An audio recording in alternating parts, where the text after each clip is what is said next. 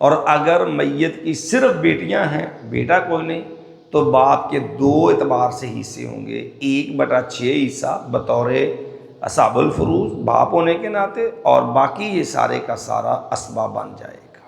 دوسرا 2 حصے ہو گئے۔ تیسری حالت باپ کی یہ ہے کہ میت کی اگر کوئی اولاد نہیں ہے، ٹھیک ہے، نہ بیٹے ہیں نہ بیٹیاں ہیں، تو پھر باپ کیا بن جائے گا؟ اسبا بن جائے گا۔ اسی طرح ماں جو ہے اس کی بھی 3 حالتیں ہیں۔ اگر میت کی اولاد موجود ہے تو ماں کو کتنا ملے گا؟ 1/6۔ اور اگر میت کی اولاد نہیں ہے، نہ لیڈیاں ہیں نہ بیٹے ہیں، ایسی صورت کے اندر ماں کو ملے گا 1/3، 1/3، 1/3 ملے گا۔ اب عورت کے بچے اگر ہوں گے تو خامد کو ملے گا کل مال میں سے چوتھا حصہ، 1/4۔ چوتھائی یعنی کل مال کا چوتھا حصہ۔ مثلا ہمارے پاس 4 روپے ہی ہے، تو 4 روپے میں سے جو 1 روپیہ ہے وہ کتنا حصہ ہو گیا اس کا؟ 4، یعنی کوئی بھی چیز ہے اس کو 4 برابر حصوں میں بانٹ لو۔ دورہ تفسیر القرآن الکریم فضیلت الشیخ یحییٰ العارفی حفظہ اللہ تعالی۔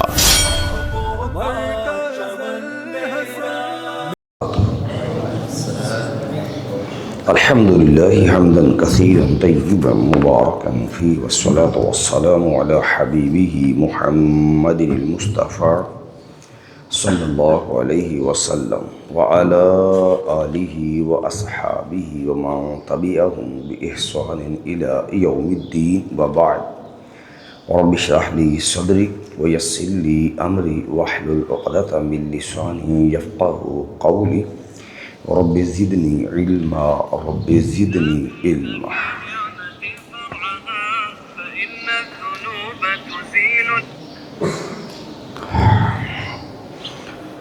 سب سے پہلے آیت میراث سورہ النساء ہے، اور سورہ النساء جو ہے اس کی آیت نمبر 11 ہے۔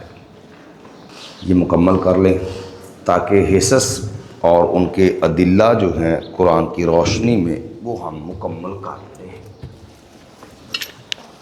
کل ہم نے آیت میراث کے اندر اولاد اور ان کے میت کی اولاد اور ان کے جو حصے ہیں وہ ہم نے پڑھے تھے، جس کے اندر ہم نے یہ بات پڑھی تھی کہ اگر بیٹی میت کی ایک ہی ہو تو اسے آدھا ملے گا، ان کانت واحدۃ فلہا النصف، اور اگر بیٹیاں 2 یا 2 سے زیادہ ہوں اور ساتھ بیٹا نہیں ہے، فَإِن كُنَّ نِسَاءً فَوْقَ اثْنَتَيْنِ فَلَهُنَّ ثُلُثَا مَا تَرَكَ، اگر میت کی صرف بیٹیاں ہیں 2 یا 2 سے زیادہ تو پھر انہیں ملے گا کل مال کا 2/3، 2/3۔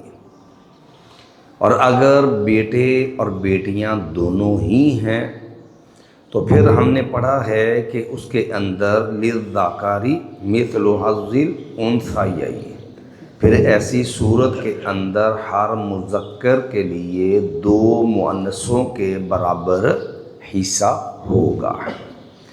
پھر اس کے بعد جو ہے آج جو آیات ہیں ان کے اندر والدین، ماں اور باپ کے حصے ہیں۔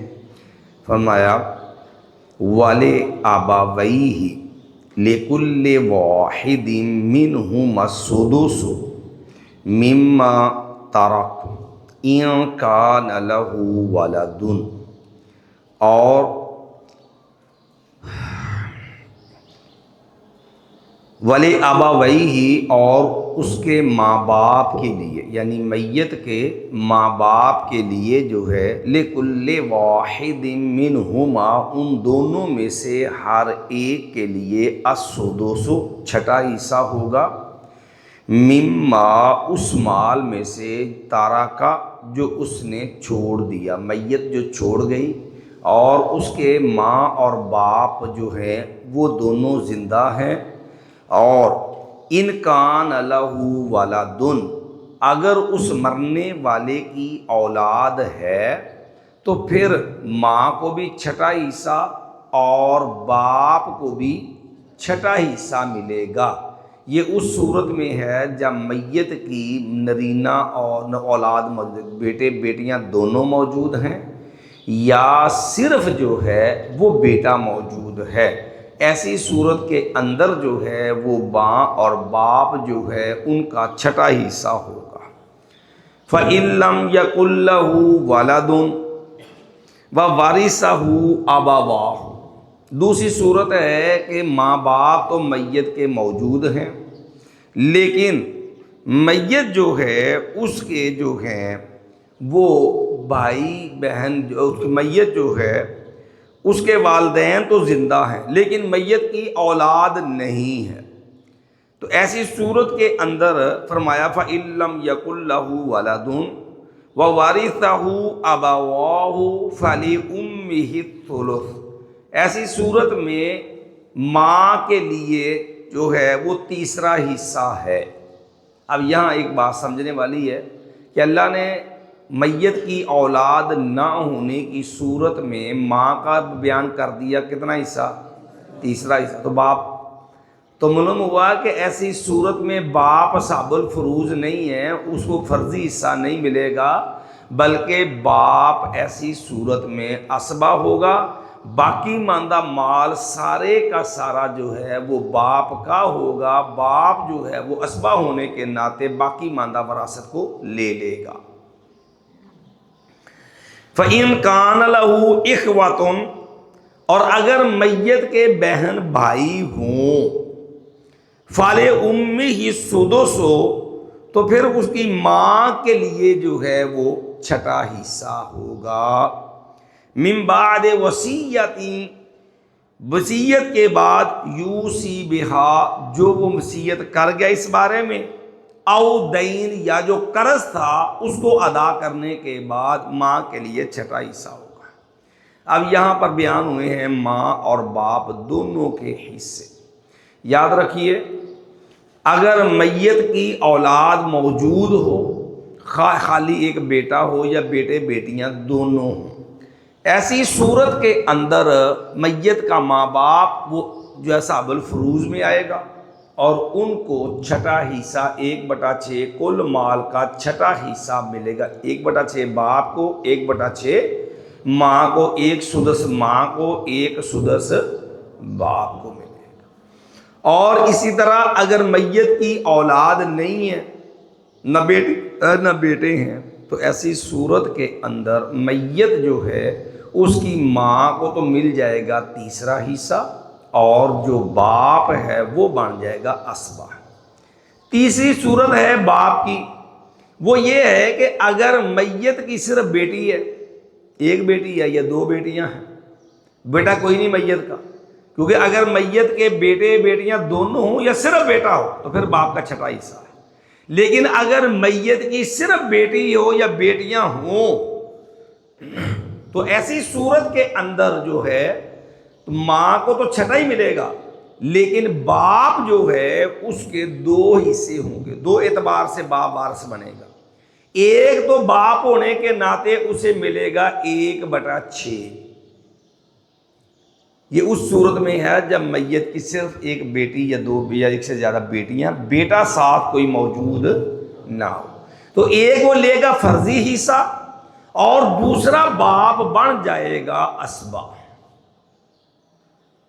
پھر باپ جو ہے وہ اسبہ بن جائے گا۔ اللہ اکبر۔ تو اس لیے گویا کہ باپ کی کل کتنی حالتیں ہو گئیں؟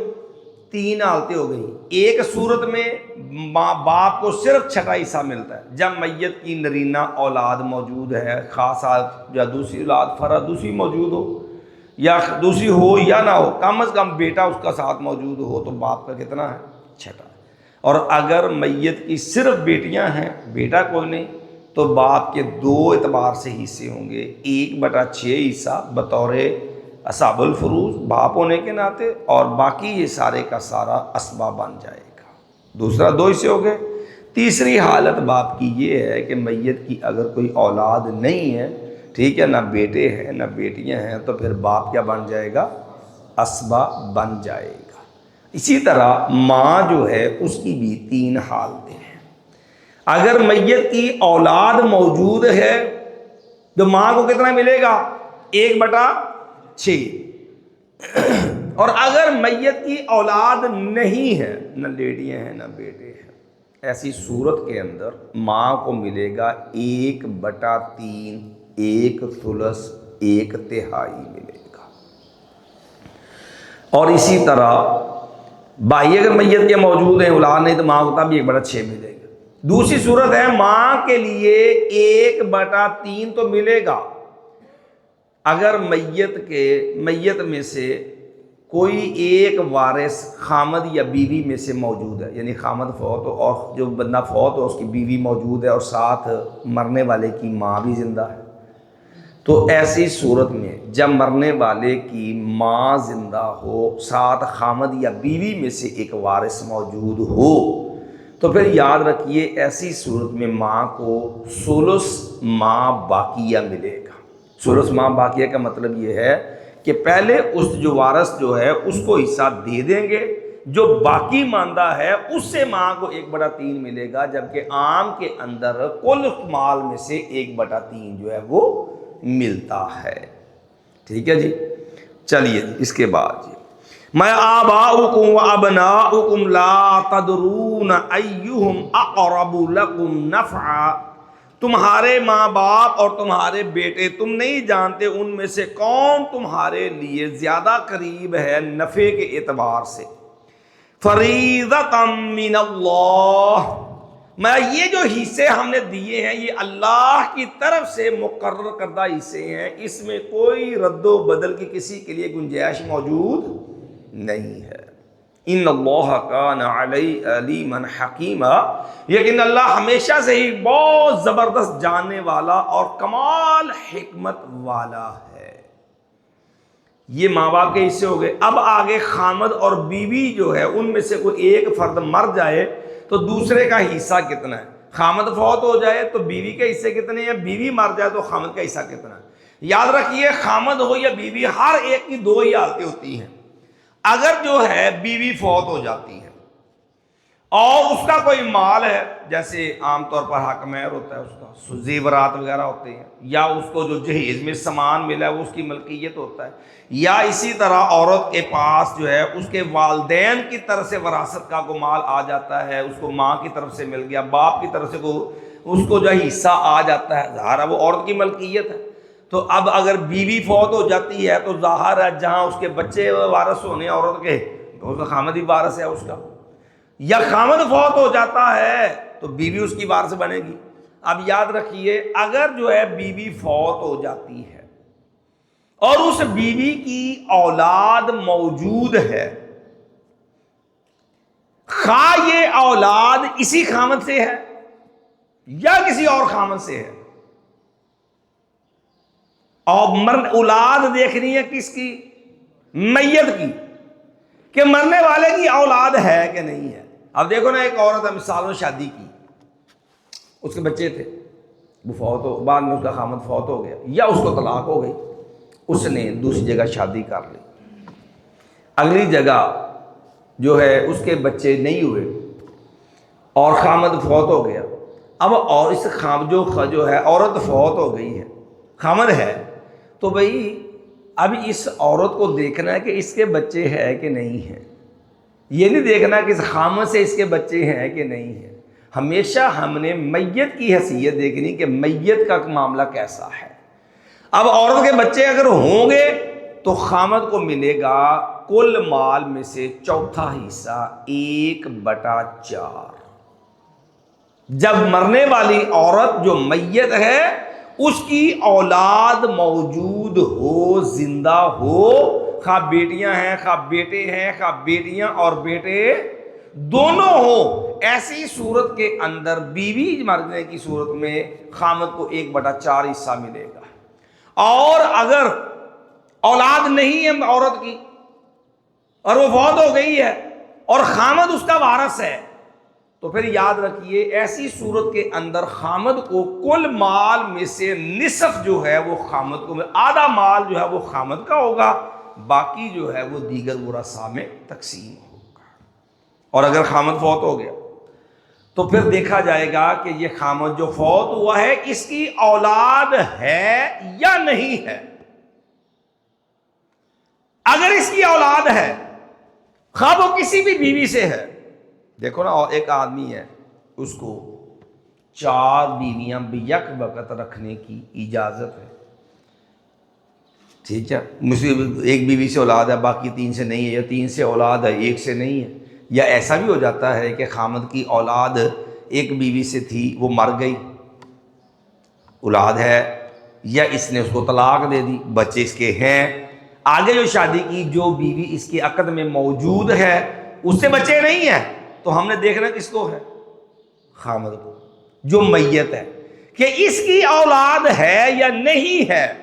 جب خامد کی اولاد ہوگی تو پھر جو ہے بیوی جو وارث بن رہی ہے اس کو ملے گا کل مال میں سے 8واں حصہ، 1/8۔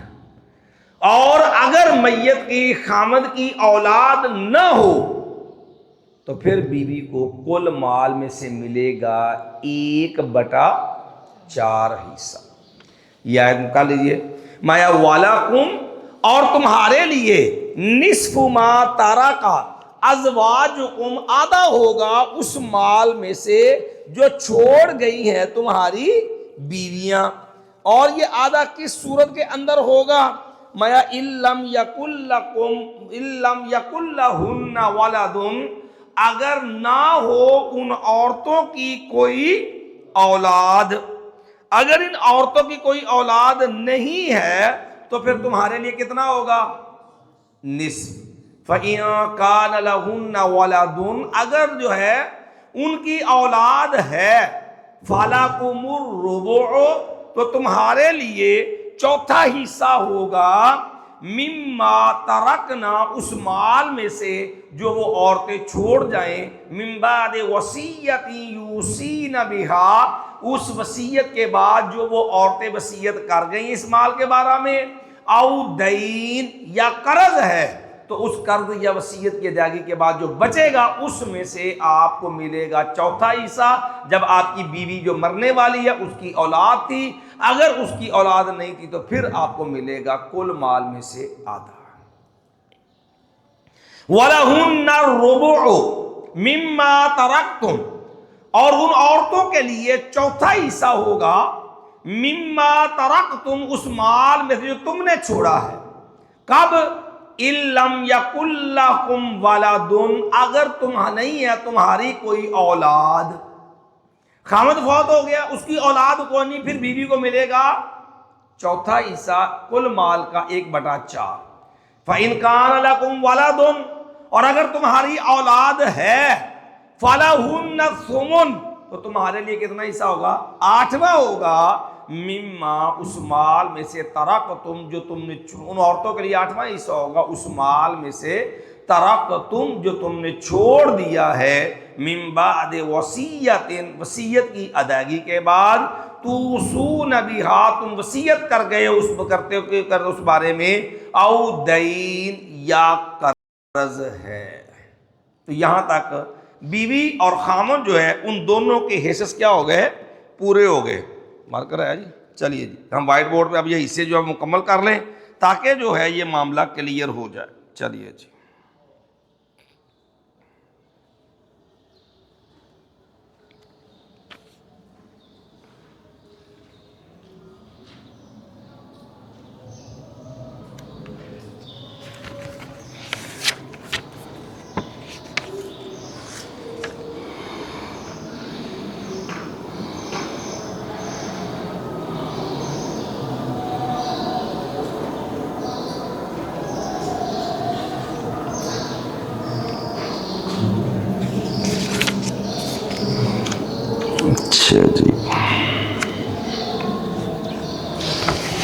چلیے جی علماء کرام اب آ جائیے ہم وائٹ بورڈ پہ۔ اور ہم اب ان کو جو ہے جو حصے ہم نے پڑھے ہیں وہ ہم نے لکھنے ہیں.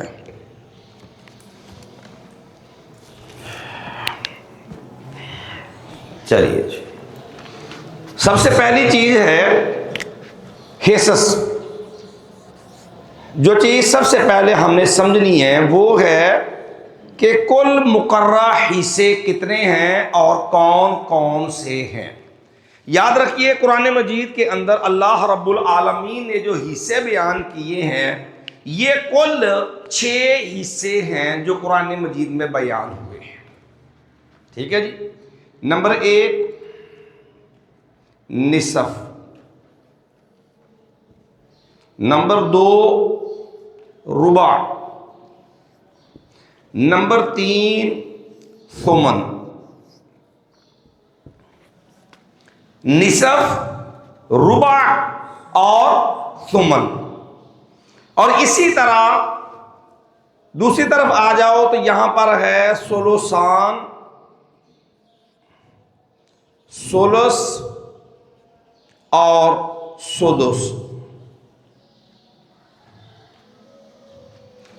یہ ٹوٹل 6 حصے ہیں جو قرآن مجید کے اندر ذکر ہوئے ہیں. یہ انشاءاللہ ہم کل یہ بھی حل کریں گے کہ کون کون سے حصے کے لیے کون کون سے ورثاء ہیں. ابھی پہلے ہم نے پہلا سٹیپ حل کرنا ہے کہ حصے کل کتنے ہو گئے 6. اچھا آپ نے اس کو اسی ترتیب سے ذہن میں رکھنا ہے. ثمن، ربع، نصف کر لو یا نصف، ربع، ثمن یہ ایک حصہ ہے، ایک گروپ ہے. اور ثلثان، ثلث اور سدس ایک گروپ ہے. اچھا یہ حصص جو ہے نا یہ تضعیف اور تنصیف کے اعتبار سے آپ نے سمجھنے ہیں. تضعیف کا معنی ہوتا ہے اس کو دگنا کرنا. تضعیف کا مطلب ہے اس کو ڈبل کر دو، 2 گنا کر دو. اور تنصیف، نصفا ینصف تنصیفا، تنصیف کا مطلب ہوتا ہے آدھا کر دینا. اب توجہ کیجیے گا، یہ سدس ہے. ہم جب اس کو لکھیں گے عدد کے اندر تو ہم اس کو لکھتے ہیں 1/6. 1/، یعنی کل ہمارے پاس اگر 6 روپے ہیں تو ان 6 روپے میں سے ہر ایک روپیہ 6 کا کتنا حصہ ہے؟ 6واں حصہ ہے، 6واں حصہ ہے. مثال کے طور پہ 1 2 3 4 5 6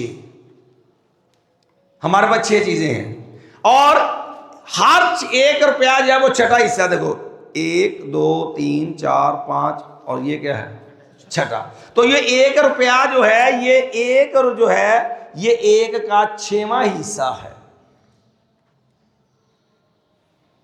اور یہ ثلث اس کو ہم لیتے ہیں 1/3. یعنی کل مال جو ہے اگر اس کو ہم برابر 3 حصوں میں تقسیم کریں تو ان میں سے ہر حصہ کیا بنے گا؟ ثلث، جسے ہم تہائی کہتے ہیں. ٹھیک ہے، اس کو ہم کہتے ہیں نا سدس جو ہوتا ہے اس کو کہتے ہیں 6واں حصہ. 1/6 کہہ لو یا 6واں. اور یہ ثلث جو ہے اس کو کہتے ہیں تہائی. یعنی یہ ہمارے پاس ہے 9 روپے ہے نا، یوں کہہ لو زبانی.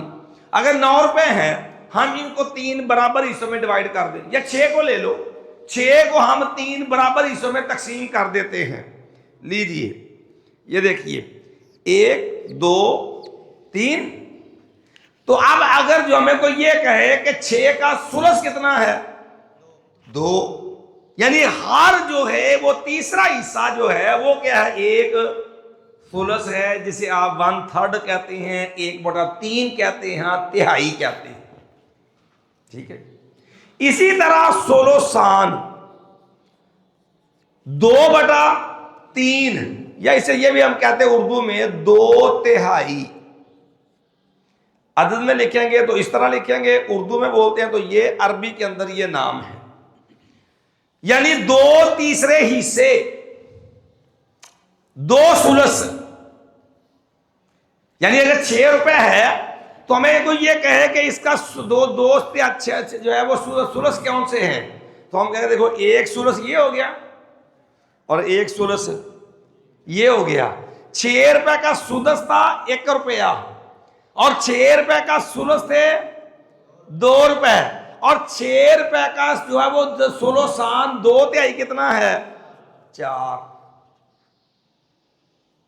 سب سے پہلے ہم نے اس حساب سے یہ چیز سمجھنی ہے سدس کسے کہتے ہیں، سلس کسے کہتے ہیں، سلوسان کسے کہتے ہیں.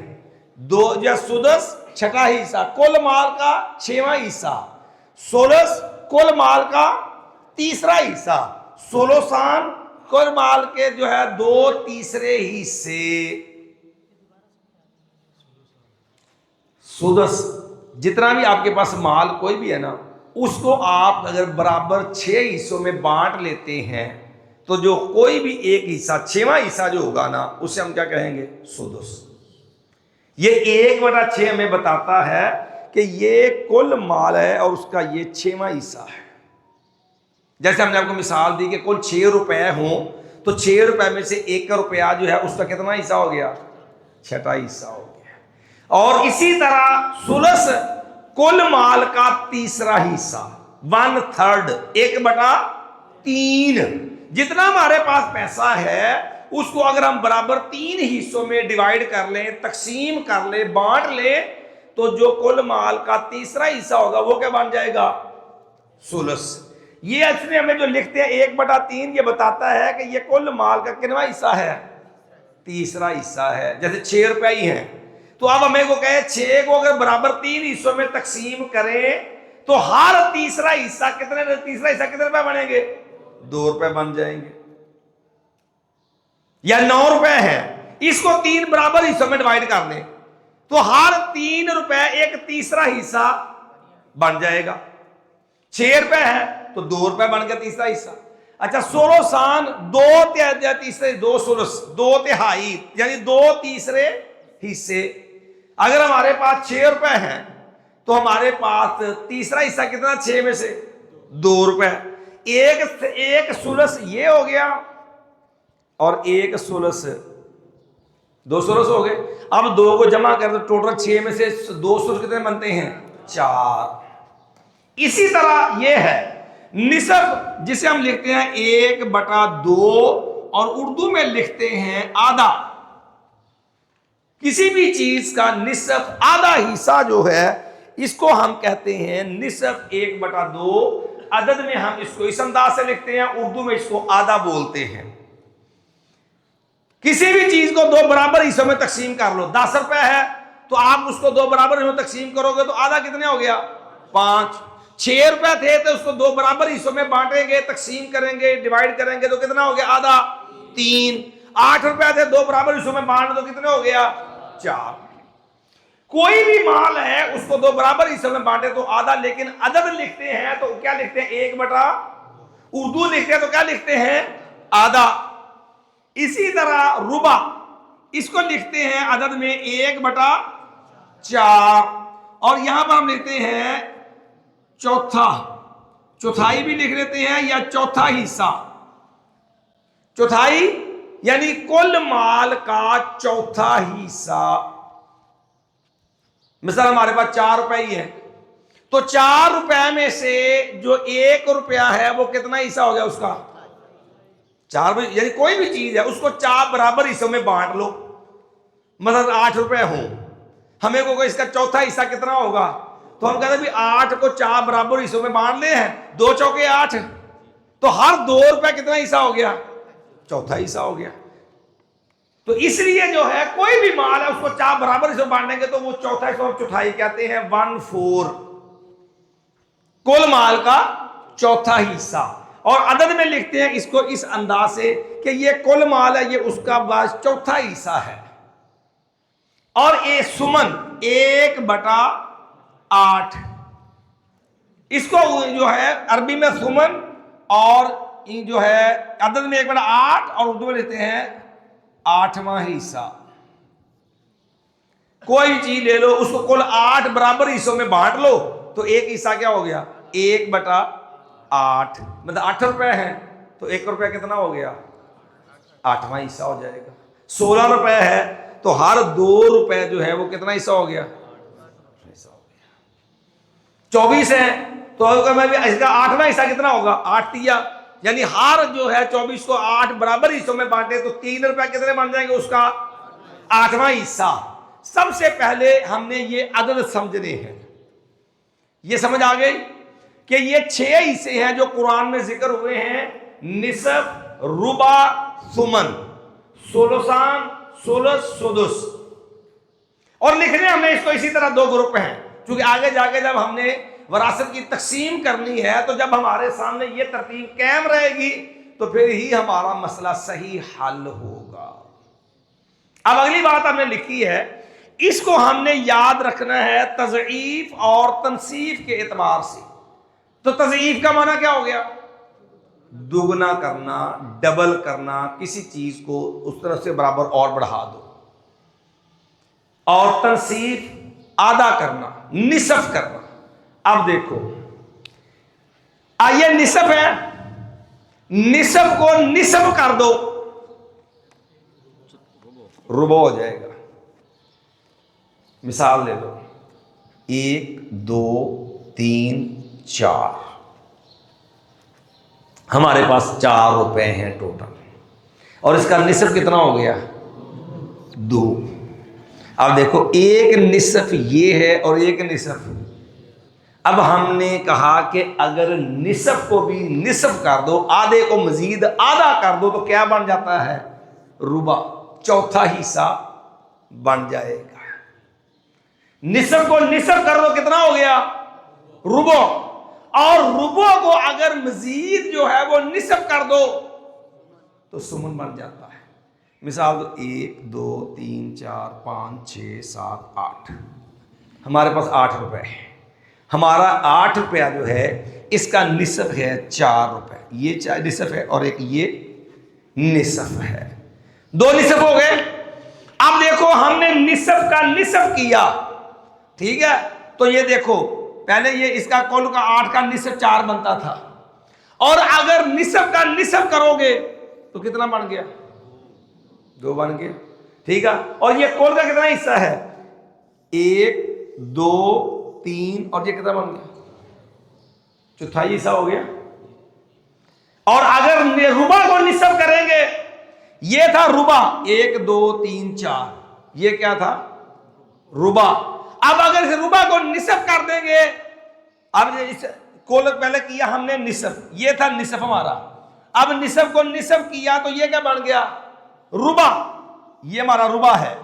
कुल 8 थे ना, 8 का चौथा हिस्सा कितना हो गया? 2। अच्छा, इसको मजीद अगर हम निसफ कर देंगे तो 2 में से 1, यानी अगर हमारे पास 8 रुपए हैं तो उसका निसफ कितना हो गया? 4 रुपए। ये 4 जो है ये निसफ है। अगर इस निसफ को हमने निसफ करना है तो 4 का आधा कितना होता है? 2। अच्छा, अगर ये क्या हो गया? अब 2 रुपए कुल माल का कितना हो गया? रुबा। 8 थे ना कुल माल, 8 रुपए थे ना, तो ये तो अच्छा, अगर रुबा जो है इसको मजीद आधा कर दो तो सुमन बन जाएगा 8वां हिस्सा। वो कितना बन जाएगा? 1 रुपया, ठीक है?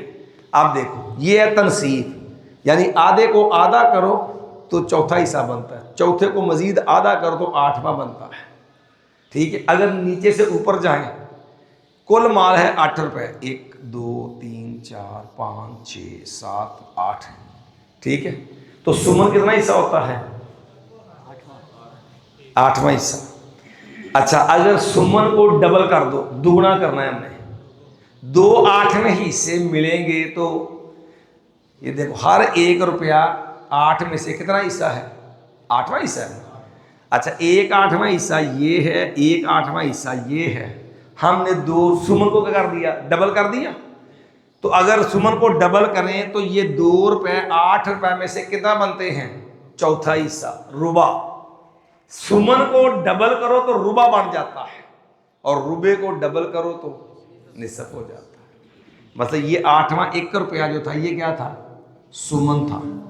इसको डबल करें, 2 सुमन इकट्ठे कर लें तो 2 रुपये बन गए। कुल थे हमारे पास 8 रुपए और ये हो गए 2 रुपए। تو یہ کل مال کا کتنا ہو گیا؟ چوتھا حصہ، 2 چوکے 8 ہیں، اور اگر 2 چوتھے حصے اکٹھے کریں، ربع کو ڈبل کر دو، 2 یہ تھے اور 2 یہ ہو گئے، تو کتنے ہو گیا؟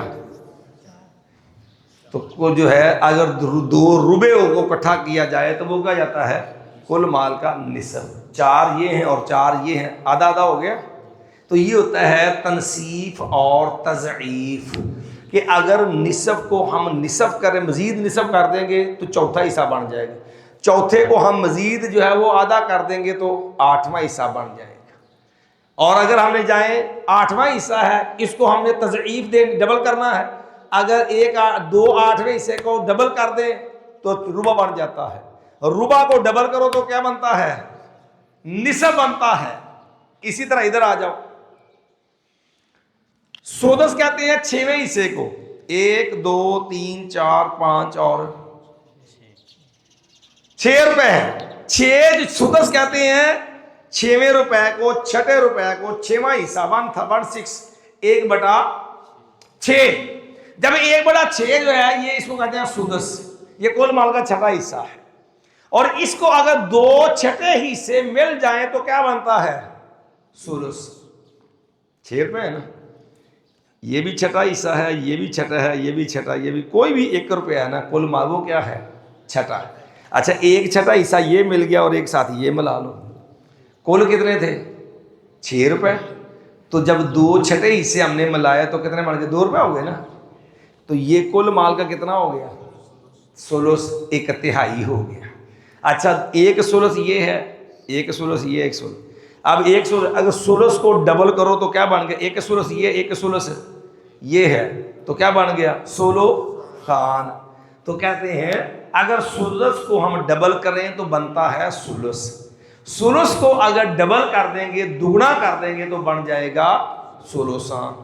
یہ ہوگی تضعیف۔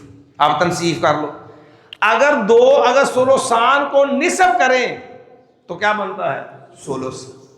2 تیسرے حصے ہیں نا، یہ جمع کیے ہوئے ہیں تو یہ 2/3 بن گیا، اگر اس کو الگ الگ کر دو تو 1/3 یہ ہے، یہ الگ ہے، تو کتنا ہو گیا؟ 1/3۔ اور ثلث کا نصف کرو تو کیا بنتا ہے؟ سدس بن جاتا ہے۔ یہ سدس ہے، یہ 16 ہے نا، 2 مل کے، اس کو الگ الگ کر دو تو 1 روپیہ کتنا ہو گیا؟ اس کا سدس ہو گیا۔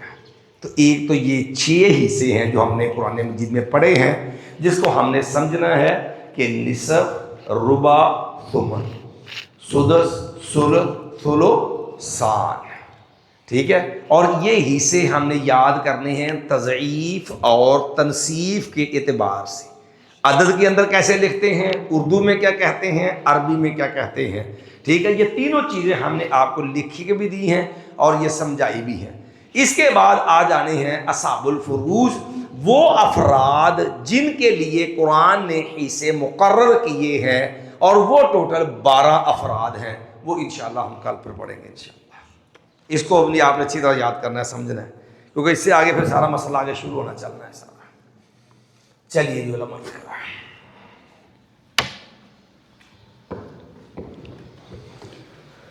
چلیے جی الحمدللہ حمدن کثیرا طیبا